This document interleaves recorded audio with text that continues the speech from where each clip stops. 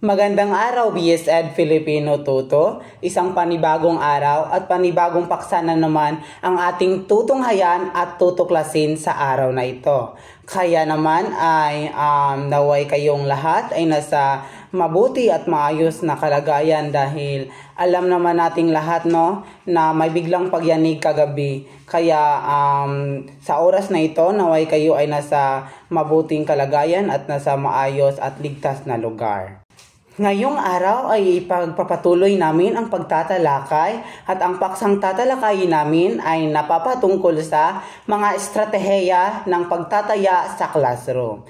Ngunit bago ang lahat ay narito muna ang aming mga layunin.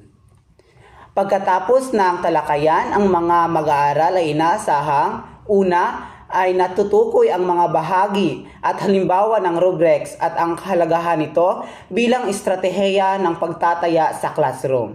Pangalawa ay naipapakita ang kahalagahan ng mga estratehiya ng pagtataya sa classroom, mga bahagi at halimbawa ng rubrics sa pamamagitan ng aktibong pakikilahok sa diskusyon, at ang pangatlo ay nakakabuo ng isang rubric para sa isang napiling gawain sa klase na may malinaw na pamantayan at antas ng pagganap. At makakamtan lamang natin yang mga layunin na yan, BSED Filipino Tuto, kung kayo ay makikinig ng mabuti sa aming recorded na pagtatalakay. Naway maasahan ko kayo dyan, BSED Filipino Tuto. Mga estratehiya ng pagtataya sa classroom. Ang pagtataya o pagsukat sa natutuhan ng mga mag-aaral ay isang tuloy-tuloy na proseso. So, ibig sabihin, hindi ito agad na natatapos dahil ito ay isang proseso. So, ibig sabihin, mahaba pang panahon ang magagawin ng isang mag-aaral na maaaring maganap sa anumang oras. Dahil ayon kay A. Racine in 1994, ang pagtataya ang pagsama-sama, pagbubuod at pagbibigay kahulugan sa pagbuo ng desisyon. Dahil ito ay isang mahalagang bahagi ng proseso ng pagkatuto. So ibig sabihin, ito ay ang pagsama-sama lahat ng mga ideya at pagbubuod bilang isang pagbuo ng desisyon. Ito ay bahagi ng proseso ng pagkatuto. Kailangan ito ng linangin pa ng mga mag-aaral dahil nagbibigay ito ng mga pagkakataon sa mga guro na masuri ang pag-unlad ng kanilang mga mag-aaral at matukoy ang mga lugar na nangangailangan ng karagdagang pansin. So, ibig sabihin sa estratehiya ng pagtataya sa classroom, kinakailangan ng isang guro na alamin ang pangangailangan ng kanyang mag-aaral. Dahil alam nating lahat na bawat mag-aaral ay may kanya-kanyang pangangailangan. Kaya, obligasyon o responsibilidad ng isang guro na alamin kung ano ba talaga ang dapat bigyang pansin o mas bigyan pa ng pagpapahalaga sa pagkatuto ng bata dahil may iba't ibang pangangailangan ng mga bata at kailangan natin yan ng tugunan ng pansin upang ang pagkatuto ay isang matagumpay lalo na sa pagtuturo ng ating mga mag-aaral. Okay, so narito ang ating mga layunin sa pagtataya. Una ay ang matuklasan ang mga suliranin ng mga mag-aaral. So, ibig sabihin, dito sa unang layunin na ito ay natutukoy kung saan nahihirapan ang mga bata. So, kagaya na lang ng nahihirapan ba sila sa pagbabasa, pagsusulat, o mga pag-intindi ng konsepto. Dahil bilang isang guro, kagaya nga ng sinabi ko kanina, na dapat nating hanapin kung ano ba ang antas ng kanilang kaalaman. Kung kailangan nating suriin kung saan sila banda nahihirapan. Kaya ang layunin ng pagtataya ay upang matuklasan ang antas ng kanilang kaalaman.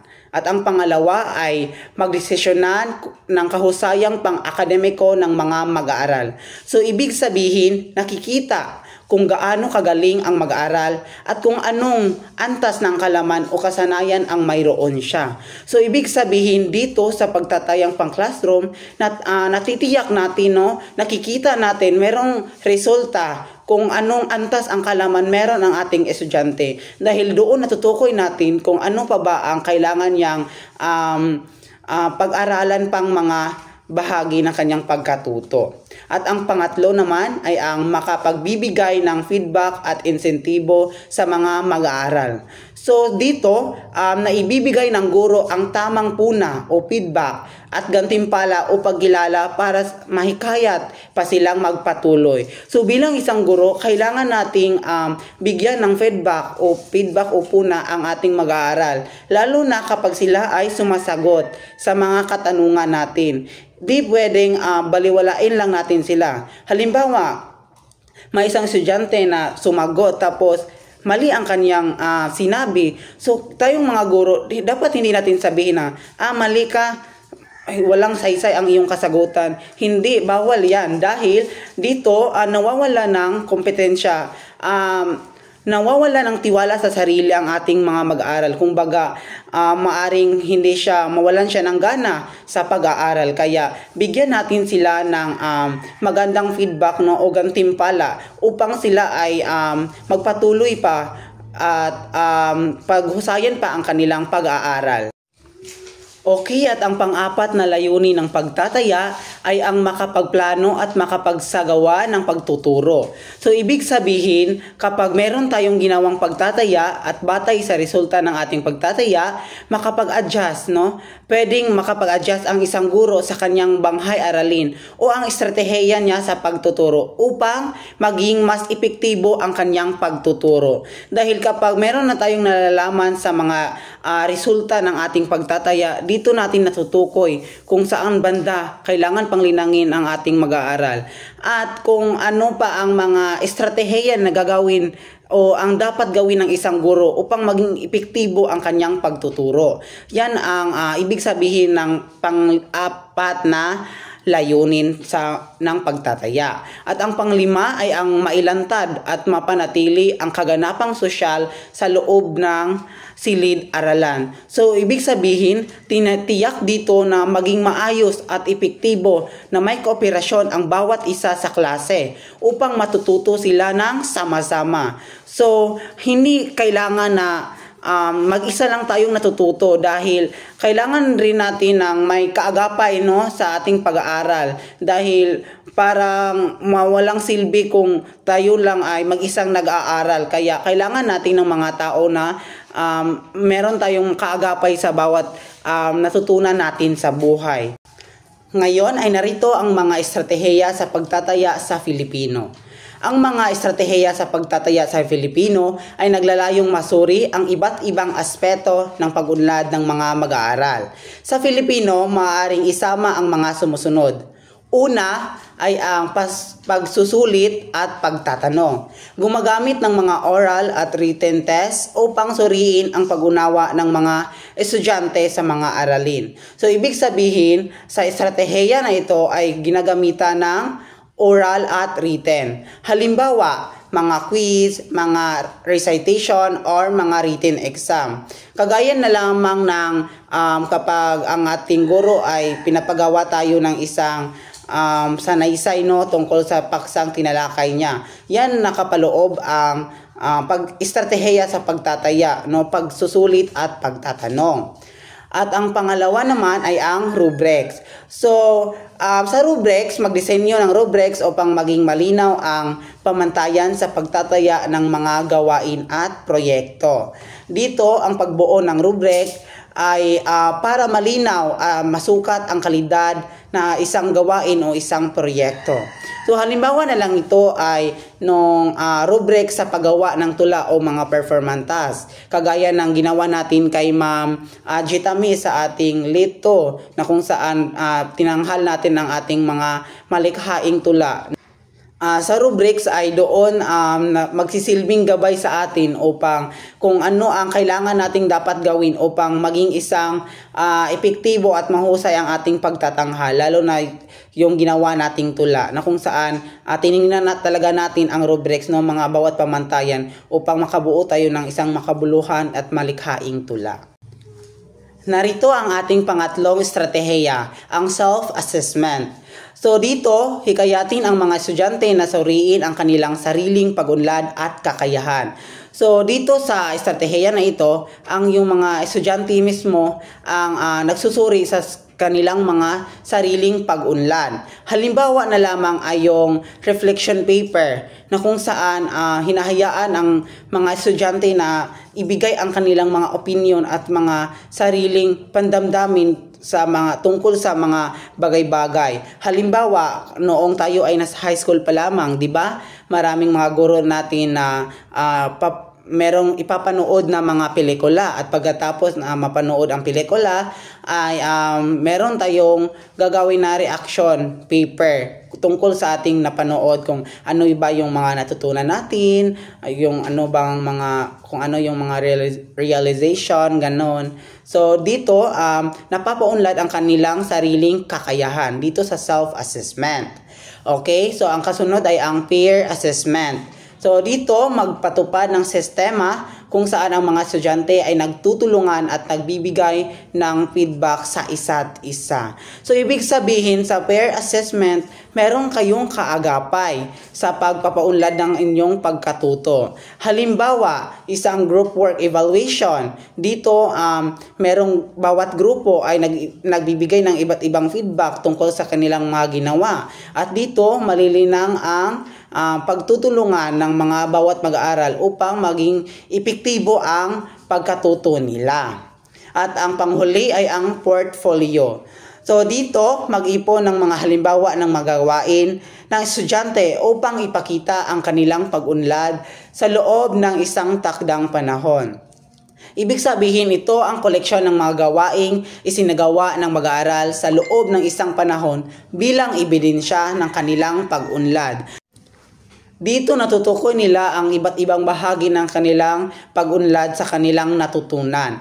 Kagaya na lang noong tayo ay nasa senior high school pa lamang, di ba? Bawat isa naman sa atin ay nakaranas ng isang work immersion. So sa work immersion natin, may pinapagawa sa atin ang ating guro ng isang portfolio na kung saan nakalakip doon ang mga iba't ibang nangyayari, no, sa bawat araw ng iyong ginawang immersion. Doon nakalagay yung mga ano yung natutunan mo, anong mga nangyari. So doon nakalakip ang iba't ibang bahagi ng pag-unlad, no, habang tayo ay immersion kung saan man tayo dinala ng ating landas doon ba sa munisipyo, sa police station, ganyan. So dito nakapaloob ang ating iba't ibang pag-unlad ng ating pagkatuto. Yan ang portfolio at yun ang mga iba't ibang estratehiya sa pagtataya sa Filipino. Okay, yun lamang ang aking bahagi at nais kong ibahagi sa inyo na huwag niyong kalimutan ang teoryang kognitibo na ang pagkakamali ay isang palatandaan sa pagkatuto. Dahil sa pagtataya, hindi kailangan ng isang perpekto, di ba? Kapag meron tayong mga assessment o mga quiz, hindi kailangan na dapat perfect tayo. Kailangan nating tanggapin na meron tayong mga mali, no? Hindi naman lahat ng tao ay perfecto. Dahil sa ating pagkakamali, dito tayo natututo. At ito ang magsisilbing gabay sa atin upang mas malinang pa at maunlad pa ang ating kaalaman sa mga bagay-bagay. At yun lamang po, maraming salamat. At ang susunod naman na bahagi ay ang tungkol sa rubrics. At ito ay ibabahagi na sa atin ni Binibining Estefan Hapos. Magandang araw muli, BSED Filipino Tuto. Ako nga pala si Binibining Stefan Ginapos at ngayon aking tatalakayin kung ano ang tinatawag nating rubrics. Ayon kay Taggart 2003, ang rubrics ay isang pamantayan na ginagamit ng guro sa pagmamarka ng produkto at proseso. Ibig sabihin, hindi lang basta kung tama o mali ang tinitingnan, kundi pati ang kalidad na ginawa ng estudyante. Halimbawa, kung may project sa paggawa ng tula, hindi lang titignan kung may saknong at tugma. Titingnan din kung malikhain ba ito, malinaw ba ito, at maayos ba ang pagkakasulat. Ngayon, dumako naman tayo sa mga antas ng rubrics. Kadalasan, 4 ang level para makita kung gaano kahusay ang gawa ng estudyante. Una, katangi-tangi. Ito ay sobrang ganda at lampas sa inaasahan.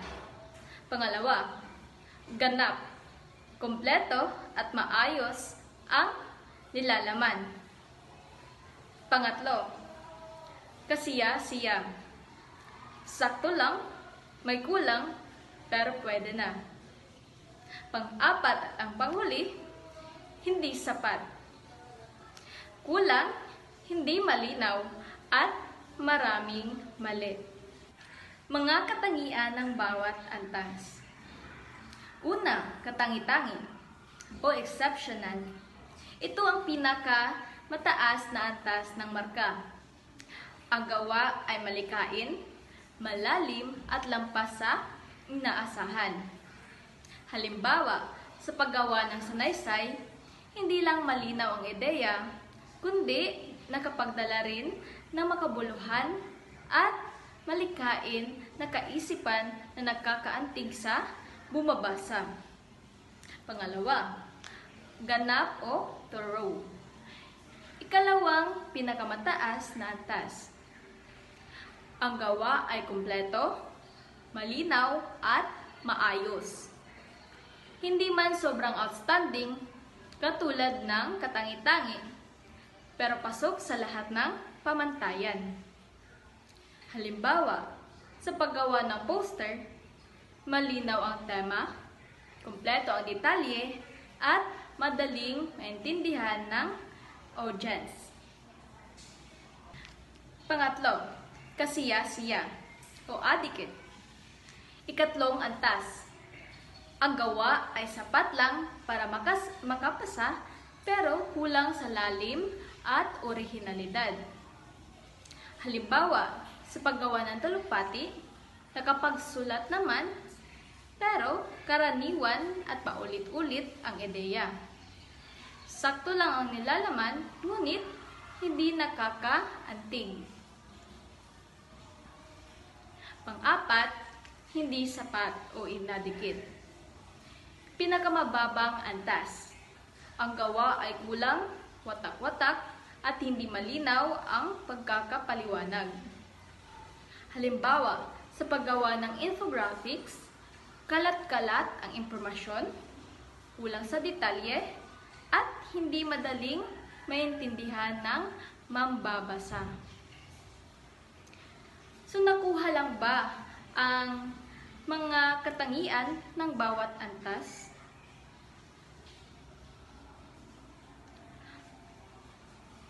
Kung ganoon, sa kabuuan, dapat ating isaisip na ang rubrics ay gabay sa pagmamarka na may apat na antas.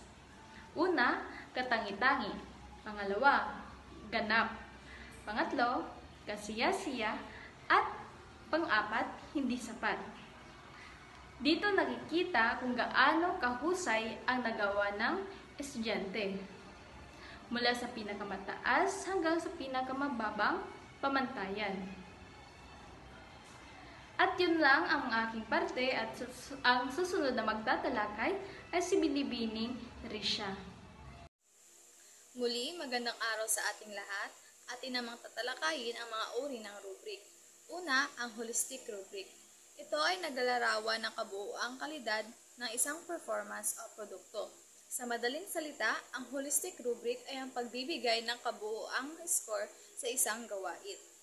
Ang ikalawa naman ay ang analytic rubric, na kung saan naglalarawan ng kalidad ng isang performance o produkto na may kaugnayan sa isang tiyak na kriteriyon. So dito, ang analytic rubric ay mas detalyado at nagbibigay ng hiwalay na score para sa isang tiyak na kriteriya o sa isang gawain. Ngayon ay dadako naman tayo sa mga halimbawa ng rubric. Una, ang holistic rubric. Makikita natin sa halimbawa ang pagbibigay ng isang kabuuang score para sa buong produkto o gawain. At hindi masusuri na ang gawain bilang isang buo sa halip na detalyadong pagsusuri ng bawat bahagi. Ang holistic rubric din ay mas madaling gamitin at mas mabilis gamitin sa pagmamarka dahil sa simpleng pag-i-score. Kasunod naman ang halimbawa ng analytic rubric. Makikita natin sa halimbawa ang pagbibigay ng hiwalay na score para sa bawat kriteriya na sinusuri. Makikita din natin ang bawat bahagi ng gawain na magkakahiwalay. tulad ng pamantayan at nilalaman.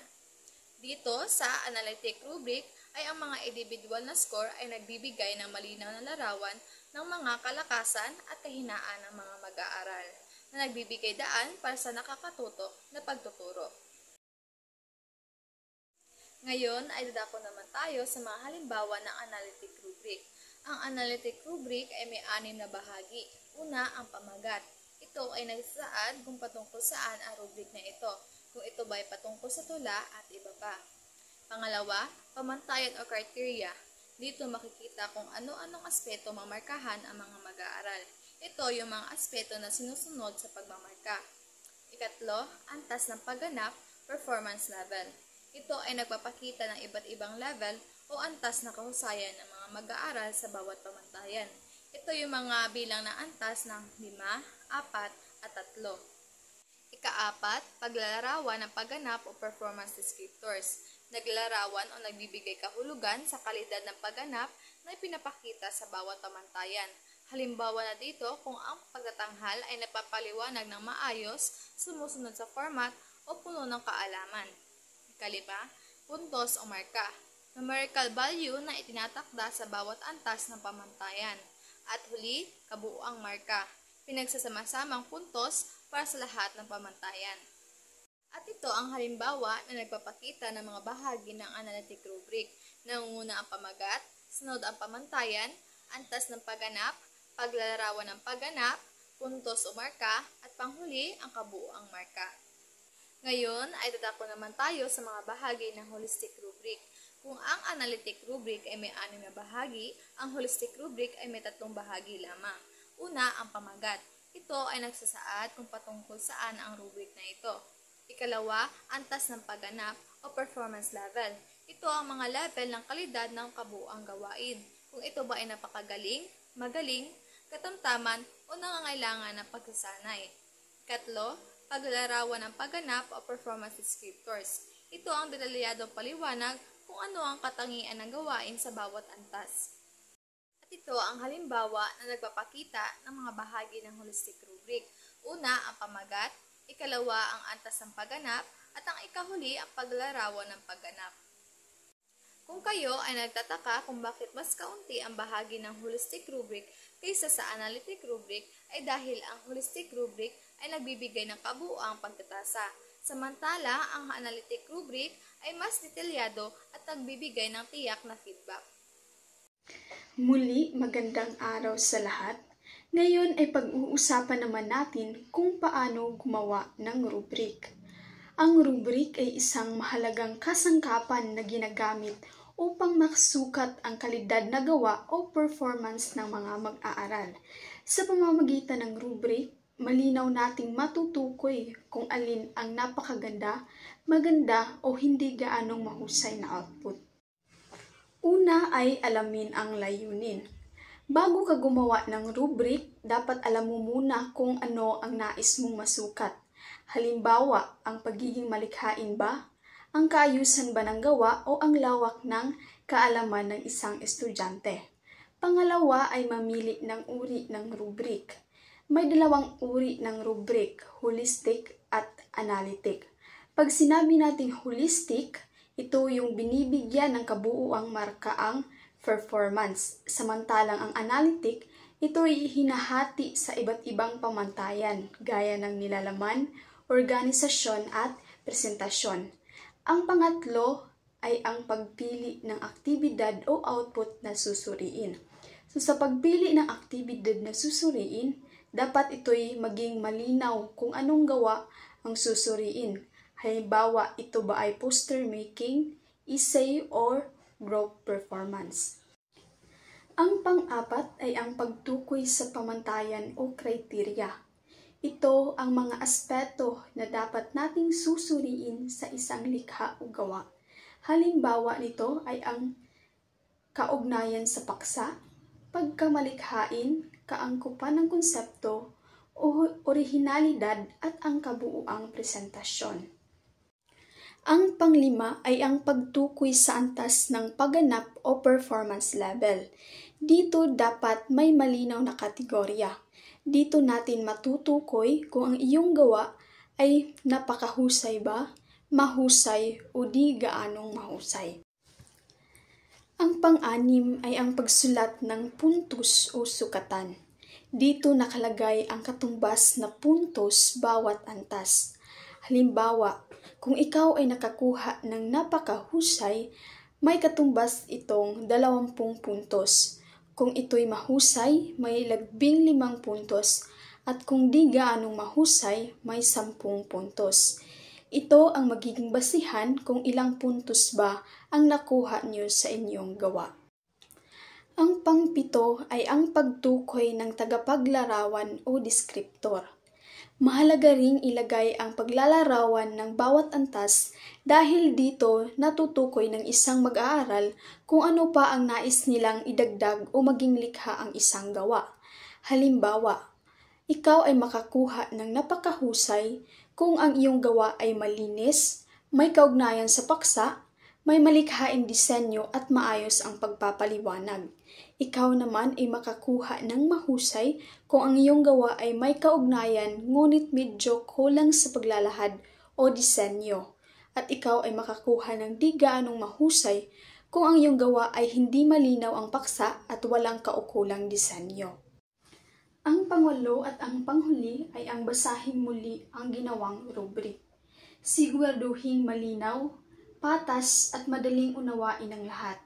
Kung kinakailangang i-revise ang rubric para mas akma sa layunin ng aktibidad. Sa paggawa ng rubric, ang pinakamahalaga ay malinaw ang pamantayan at patas ang pagbibigay ng marka.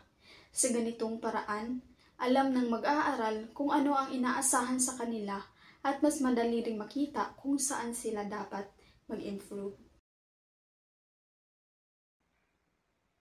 So, dadako naman tayo sa kung ano ang napapaloob ng holistic rubric.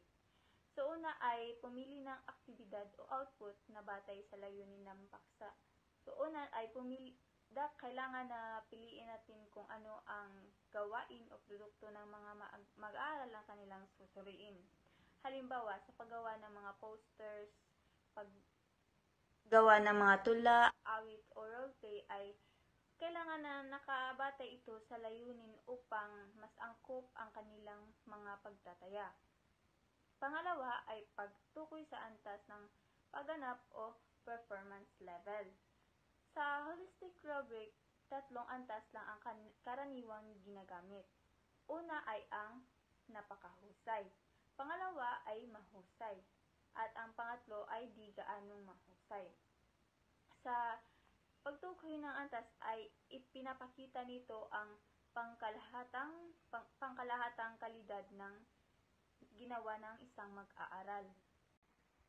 Ang pangatlo naman ay ang pagsulat ng puntos at porsyento. Bawat antas ito ay may puntos o porsyento para mas maging malinaw ang pamantayan. Sa napakahusay ay ito ay 8 to 10 o 100%. Sa mahusay naman ay 4 to 7 o 90%. At sa di gaanong mahusay, ito ay 0 to 3 o 85%. Ito ang magiging batayan ng guro sa pagbibigay ng marka kung sa pinapakita ng mag-aaral kung ito ba ay mahusay ba siyang sa paggawa ng kanyang mga gawain. Ang pang-apat naman ay ang pagtukoy ng tagapaglarawan o deskriptor. Halimbawa nito ay sa napakahusay. May kaugnayan sa mga suliraning pangkapaligiran ang poster. Malinis, may orihinalidad at ginamit ng iba't ibang kulay at disenyo sa paggawa ng poster. Maayos ang pagkakapaliwanag at pagpresenta ng mga larawan sa poster. Dapat sa paggawa ng poster ay may kaugnayan nito sa paksa, malinis at may orihinalidad. Sa mahusay naman ay may kaugnayan sa paksa ang poster, may orihinalidad at gumamit ng iba't ibang disenyo sa paggawa ng poster. Medyo maayos ang pagkakapaliwanag sa ginawang poster. At sa di gaanong mahusay ay maayos ang pagkakaguhit ngunit walang kaugnayan sa mga suliraning pangkapaligiran, hindi gumagamit ng kulay at disenyo. At sa huli naman ay basahin muli ang ginawang rubrics. kapag natapos na ang gawain ay kailangan na basahin natin at suriin muli kung malinaw ba talaga ang bawat bahagi. Dapat na tiyakin natin na naintindihan ito ng mga mag-aaral at ng mga guro at akma ito sa layunin ng mga gawain. Magandang araw sa inyong lahat. Ngayon, tatalakayin ko naman ang mga halimbawa ng mga rubrics. At ang unang halimbawa ay rubrics para sa guided generalization. Ito ay ginagamit upang masukat kung gaano kaapektibo ang mga mag-aaral sa pagbuo ng pangkalahatang ideya o konsepto batay sa mga halimbawa ng guro. At yan ang halimbawa ng rubrics para sa guided generalization. At ang unang kriteria na makikita nyo ay ang napakahusay. Meron niyang 8 hanggang 10 puntos o 100% at makakamtan nyo lang yan kapag napakahusay at napaliwanag nyo ng maayos. Sa mahusay naman, merong 6 hanggang 7 o 90% ang makukuha nyo kapag mahusay at napaliwanag nyo ng maayos. Sa di gaanong mahusay naman, meron kayong matatanggap na 4 hanggang 5 puntos o 80%. At panghuli, nangangailangan ng tulong 0 o 3% or 70% ang matatanggap nyo kapag malabo at hindi nyo nipaliwanag na. At ang pangalawang rubrics naman ay rubrics para sa malikhaing pagkukwento. Ito ay gabay para masukat kung gaano kahusay at kaayos ang naisip, naisulat at naikwento ng mga mag-aaral gamit ang kanilang imahinasyon at wika. At yan ang halimbawa ng rubrics para sa malikhaing pagkukwento. Meron diyang kaalaman sa kwento, tinig, pag-arte. At ang pangatlong rubrics naman ay rubrics sa pagbuo ng slogan. Ito ay nagsisilbing pamantayan sa paghusga kung gaano kaganda, malikhain at malinaw ang ginagawa ng isang mag-aaral. At sa itaas, makikita nyo ang halimbawa ng rubrics sa pagbuo ng slogan. At makikita nyo dyan ang nilalaman, pagkamalikhain, kaugnayan sa tema, at kalinisan at kaayusan. Ito naman ang pang-apat na rubric sa pagkipagtalo o debate.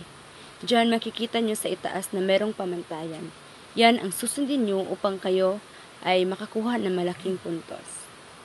Ito ay isang gabay na naglalaman ng mga pamantayan o kriteriya upang masuri ang kahusayan at bisan ng mga argumento at paraan ng pagpapahayag ng mga kalahok sa isang debate. At ito naman ang panglimang rubric sa pagsulat at pagbasa ng tula. So dito natin makikita o masukat ang husay ng mga mag-aaral sa paglikha ng sariling tula at sa pagbasa nito ng may damdamin at kahusayan. At ito naman ang panghuli, rubric sa role play. At yun lang at marami.